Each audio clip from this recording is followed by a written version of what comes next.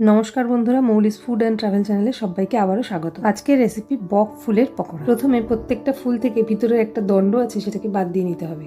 তারপর পিছনের যে বৃতি আছে সেই বৃতির দণ্ডটাকেও বাদ দিয়ে নিতে হবে, যেভাবে ভিডিওতে দেখানো হচ্ছে ঠিক সেইভাবে। তারপর ফুলগুলোকে ভালো করে ধুয়ে জল ঝরিয়ে নিতে হবে। এবার আলাদা একটি পাত্র নিয়ে তার ভিতরে 4 চামচ পরিমাণ বেসন, 1 চামচ সুজি, 1 পিঞ্চ বেকিং সোডা, হাফ চামচ জোয়ান, নুন, হলুদ পরিমাণ মতো, স্বাদের ব্যালেন্সের জন্য দেবো সামান্য চিনি, তারপর দেবো সামান্য কালো জিরে এবং একটা কাঁচা লঙ্কা কুচি। তারপর পরিমাণ মতো জল দিয়ে খুব ঘনও নয় খুব পাতলাও নয় এরকম একটা ব্যাটার তৈরি করে নেব। সুজি আর বেকিং সোডা দেওয়ার জন্য ভীষণ মুচমুচে খেতে হবে। তারপর ওই ব্যাটারের মধ্যে প্রত্যেকটা ফুল এপিট ওপিট খুব ভালোভাবে ডুবিয়ে নিতে হবে। এরপর গরম তেলে 2 পিঠ লাল লাল করে ভেজে নিলেই তৈরি আপনাদের বক ফুলের পকোড়া।